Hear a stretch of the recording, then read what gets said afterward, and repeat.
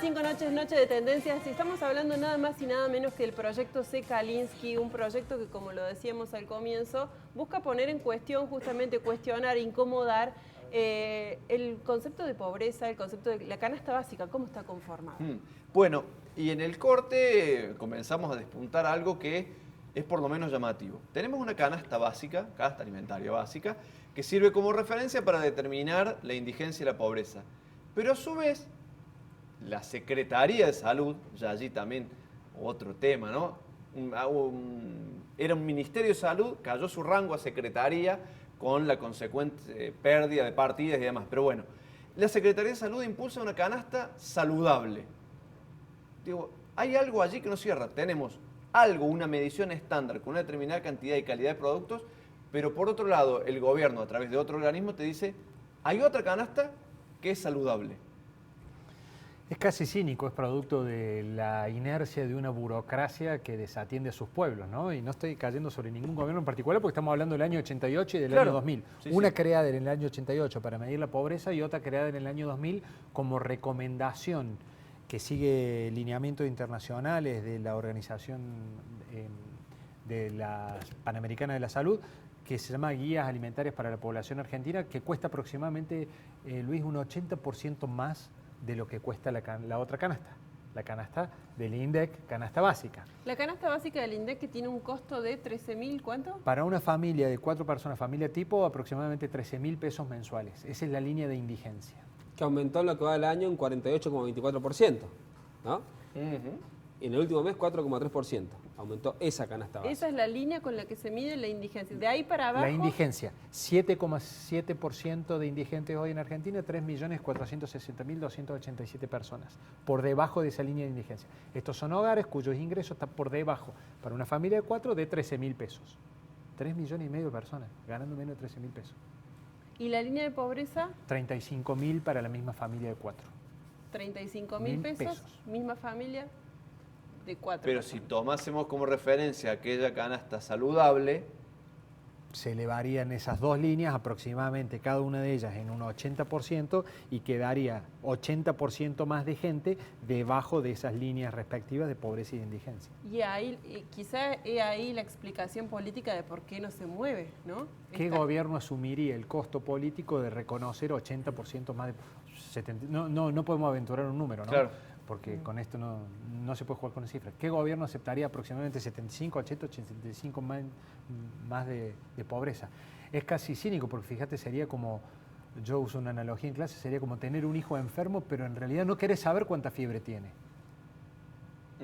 A comienzo de año la Universidad Católica Argentina dio a conocer una cifra de pobreza que escandalizó a todo el país, que hablaba algo así, era por encima del 50%. Sí, claro, porque la Universidad Católica Argentina está midiendo pobreza multidimensional, que es un modo de medir pobreza que es oficial en México y en Chile, y es una de las principales medidas también en Brasil. La tendencia mundial es no solamente medir pobreza por ingreso, como es esta línea de pobreza y la línea de indigencia, sino avanzar hacia medida multidimensional. ¿Qué es una medida de pobreza multidimensional? Es aquella que considera otras dimensiones, no solamente el ingreso. Por ejemplo, acceso a un medio ambiente sano, acceso a una vivienda digna, calidad del empleo, autoestima y aceptación, integración en la sociedad, participación política, involucramiento comunitario, calidad y uso del tiempo libre. Son nuevas mediciones que hacen a una pobreza que no es solamente carencias materiales, sino que también membresía, aceptación, participación en la vida comunitaria. Por eso el programa me parece que está bueno contarlo. Tiene 9 capítulos, tenemos bitácoras con cada uno de los voluntarios, por ejemplo Martín, y después las otras personas que también están comiendo canasta básica, incluso canasta también saludable. Pero además tenemos especialistas, como ustedes recién vieron, estaba Daniel Arroyo, por ejemplo, estaba el doctor Orchasky. Lo van a encontrar a Sergio Brito, que es una referencia nutricional en el país muy importante, que están hablando justamente de todos estos ejes que empezamos a charlar. Pobreza, nutrición, infancia, la mesa de los argentinos, las pobrezas de los argentinos. todo resuelto en media hora, en una coproducción con La Voz. Estamos con Karina y con Edgardo Litvinov de La Voz, allí los tres, y somos un poco el puente para ir presentando todas estas historias que se van entrelazando y que queremos nosotros de aquí a fin de año tener listo como una serie de 9 capítulos que no va a completar toda la investigación Sekalinsky porque va a terminar recién allá por el mes de marzo, pero queremos empezar a plantear estos ejes para empezar a molestar, a incomodar y a poner realmente blanco sobre negro sobre un tema del que siempre decimos, se habla, muchas veces uno escucha que se llenan la boca hablando de la pobreza, pero que viendo lo que está ocurriendo se hace muy poco. Me quedo con eso. 9 capítulos. 9 capítulos. ¿Cuándo comienza? Va a arrancar el lunes 11. Ahí estamos viendo un adelanto, ¿no? Ahí esta es la presentación del primer capítulo. Lunes 11. Lunes 11 por Canal U a las 10 de la noche. El día jueves 22:30, jueves es, si no me equivoco, 14. 22:30 horas por Canal 10. En las plataformas también de los SRT, CA24N, desde el martes, también los capítulos y los bloques, ya hay 3 grabados. Y en La Voz del Interior están saliendo ya en sus redes y en su página las bitácoras de los voluntarios, pero el programa también arranca a salir por bloques o fragmentos a partir del próximo lunes. El próximo lunes ya lo empezás a ver en todas estas plataformas. Bien. Martín, yo no quiero spoilear el programa, pero quiero que me cuentes cómo te sentís desde hace 2 meses que comenzaste con esta dieta a esta parte. ¿Qué cambios notaste vos? Lo vamos a spoilear un poquito. En primer lugar, un cambio de humor, mucho malestar. El hambre es una presencia constante. Se siente acá en la boca del estómago como si te estuvieran tocando así, apretando. No, a mí no me duele en lo personal, no me duele, pero es constante. Es como si alguien te estuviese tocando todo el tiempo allí, está allí presente todo el tiempo. He notado, bueno, como te decía, cambio en el humor, cambio en la sudoración, he notado cambios en el hábito catártico, que es las veces que uno va al baño, estoy constipado, completamente seco de tanto comer pan, tengo la boca seca y he perdido 5 kilos en 50 días. ¿Vos sos deportista? ¿Practicás algún deporte? Juego al fútbol con amigos y lo noto mucho.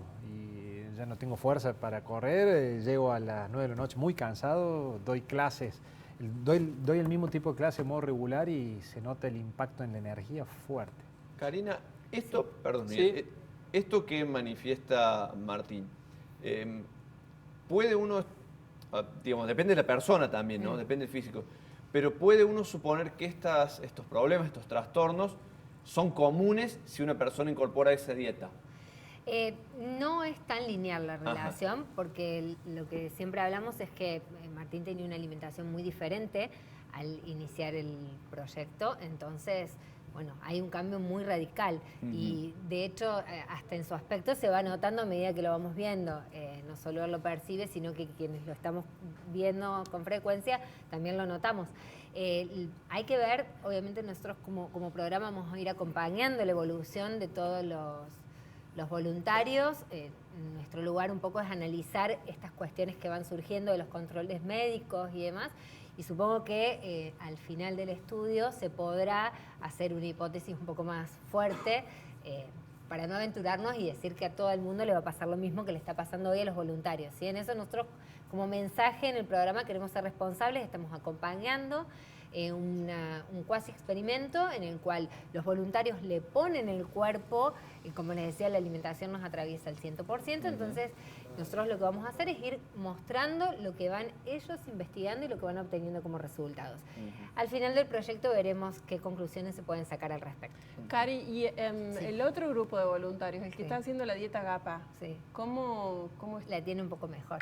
Pero La ¿cómo tiene están? un poco ¿Ellos también perdieron peso? No, eso en realidad no está medido. Algunos, no, sí lo hemos medido. Lo que no hemos hecho todavía son las densitometrías de mitad de experimento. Sí han bajado de peso también, pero acá la variable dependiente es composición corporal. De la cantidad de peso que uno pesa, cuánto por ciento es hueso, cuánto por ciento es tejido, cuánto por ciento es grasa y cuánto por ciento es agua. Entonces, una de las cosas que puede pasar es que al final del experimento uno pese lo mismo que pesaba al comienzo, pero con otra composición. Exactamente. No es lo que está pasando, hemos bajado todos de peso. Las cantidades son exiguas. A mí se me acabaron los alimentos del primer mes el día 22. Y yo ya lo sabía que iba a suceder porque el cálculo inicial, como aún con porciones exiguas muy cortitas, era o te quedas sin comida el día 22, 23, más o menos a 3/4 del experimento, o te salteas una comida diaria. Te salteas una comida diaria, que es lo que sucede en contextos de pobreza. Claro. La gente en contexto de pobreza se saltea la cena. Y no se la saltea por un experimento, se saltea porque no tiene para comer. En esta realidad están 3,5 millones de argentinos y argentinas y es lo que motiva nuestra investigación. Y me parece que es importante volver a decir eso. Nadie probó empíricamente la canasta básica, porque además, si uno quisiera tener que hacerlo, tenés que disponer de tiempo para ir a elegir esos productos y después tenés que darte el tiempo para empezar a prepararte estos platos. Y en muchos casos no se cuenta con los recursos, pensemos la gente de las clases populares, de tener un horno microondas, de tener un freezer, para tener... ¿Cómo haces en la diaria alimentarse de esa manera?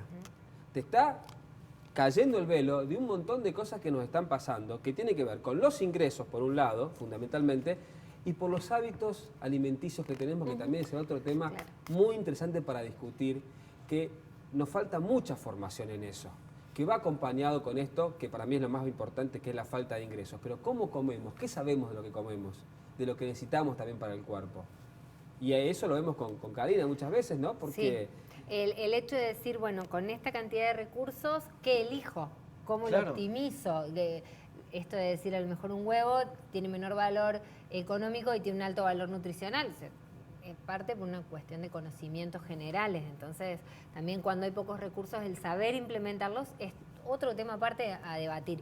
Y algo interesante que decía Martín es en cuanto a la composición corporal. Estos kilos que se pierden muy rápido, básicamente lo que se pierde es agua y se pierde músculo, se pierde masa muscular. Entonces de ahí la debilidad, el sentirlo tan marcadamente en el cuerpo, los primeros kilos que se pierden y siendo tan bruscos, se pierde masa muscular, entonces el cuerpo se va descapitalizando y está perdiendo un componente muy importante de su organismo.